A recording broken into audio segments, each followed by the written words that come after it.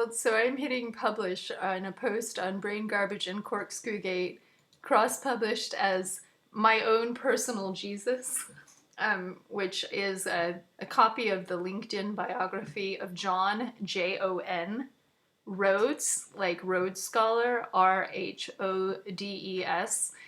And I had a really interesting talk with him. I want you to know that my neck feels terrible. Everybody, really terrible. Even though I'm not wearing the neck brace, it feels awful. I wish I could afford like 2 hours of massage therapy a day. I'll have to like marry the Prince of Wales. Kate, move over. I need some money to pay the massage therapist. But anyway, Jon Rhodes is now my own personal Jesus because I asked him, are you going to robo-exonerate? Are you just going to do a robo-exoneration regarding the brutality claim that's being investigated due to IPR pushing it over into internal affairs? And basically, I need to write him an email right now that's like, kind of like, what's your process like? He wouldn't give me his star sign. And I'm like, oh, I've got this joke with Gorgone that we just really need to understand the star signs of the O'Day scandal and figure out who's getting along with who. And I was like, you know, if my communication style seems Southern and I'm speaking elliptically, it's because he was basically a little too harsh on his interrogation tactics. So, not warming up to me. Not bad, like not terrible. He didn't call me mental or anything directly straight away. He didn't do any of the really bad things that the Portland police got in trouble for with the DOJ. But he eventually had to get off the phone with me because he's got some reports to write.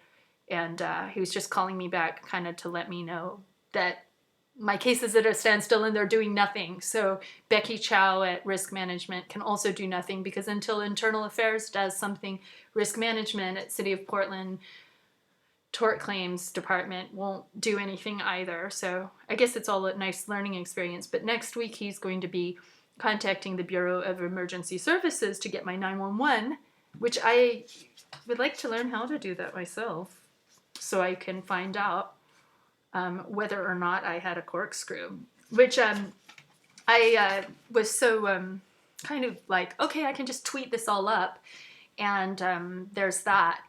But I could also possibly call someone and debrief them, so I'm still kind of in the debriefing mode.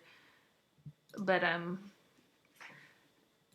going to send Miss Vanderlyn my own personal Jesus. My own personal Jesus. Oh, Jesus. Oh, maybe I should do, wow, that was pretty amazing. So when I type hunky yay Jesus, my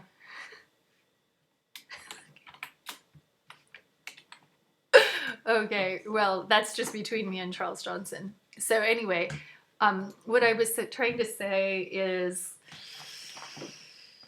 I don't know who was making who nervouser. Because at one point I'm just like, well, you can kill me, or you can let me work with you on your brutality problem.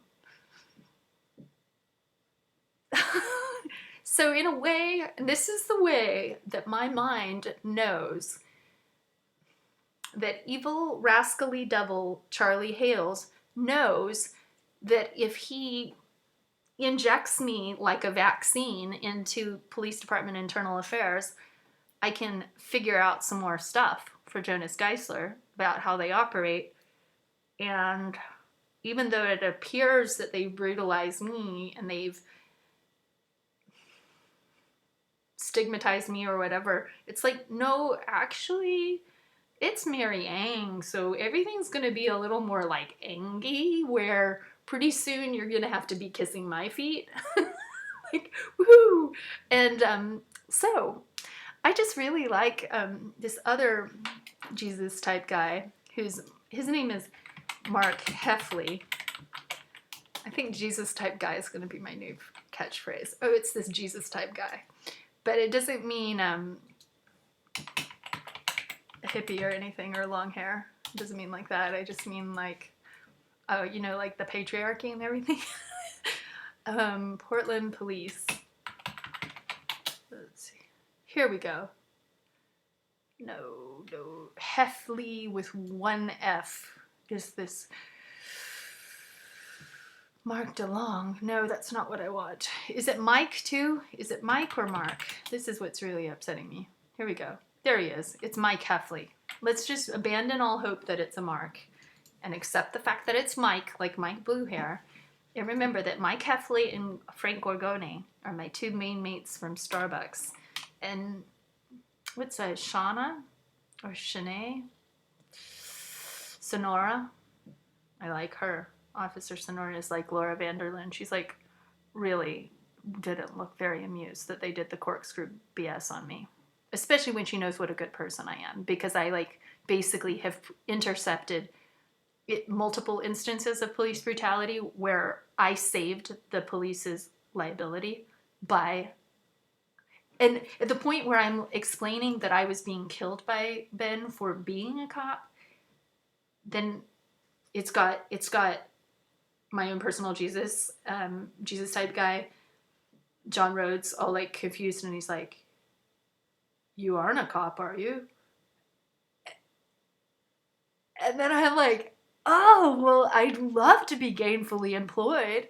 And then he's all trying to be like, "Well, what do you do for work?" And that kind of question. And I'm like, "Oh, hard times." And then I was kind of vague about like, "Oh, my grandfather's inheritance got lost to Enron. And my little inheritance," or whatever. And I'm all like, told him I was privileged to go to nice schools and things like that. But I totally pulled a bunch of ransoming CIA rank because why not? Life is short. Life is short. Get to the point. And yeah, that's kind of unfortunate, isn't that? That is. So he's going to be figuring out, and Miss Vanderlyn, I call Miss Vanderlyn, and she's like, "Yeah, what's sexual harassment? What sexual harassment that they want to, I mean, it's a bunch of creepy old dudes Google bombing my name with the word corkscrew. What does that sound like to you? Sexual harassment much? Laura Vanderlyn is so straight to the point. I love her. So evidently Keefe's out there chasing down the Springwater corridor. It's Labor Day weekend. Everybody has court on the 6th, and the Bundy case starts in U.S. District Court on the 7th. And if I could stick with one look, this might be my favorite look right now. And I want to show you my cool samurai warrior t-shirt that I dumpster dived. I'm a dumpster diving samurai. It proves you people who dump all their cool clothes in dumpsters are my friends. So keep doing it, rich Americans, and I'll keep living off of your waste like a little freeloading freegan that I am. And I made a cool video of ransoming art this morning because evidently I live in an art gallery with very low security, so if anybody wants to come steal my art and make my grandpa famous, we could... No, actually the art belongs to Zach Goldsmith, but he probably doesn't want it, or it's probably better to store it in America, where I live. Oh. And you know, I used to, when I would be upset with Pickering, I would be like, "Well, Zach Goldsmith." And then I'd be like, "But Pickering is like so beautiful." I'm like, Zach Goldsmith's good looking, but he's just like, okay. And I'm like, I'm a really superficial person. Like, that's how superficial I am, is that I had to like be almost killed by the most beautiful guy I ever dated. And how much does that hurt? Shows something. But I really think society pushed him over the edge.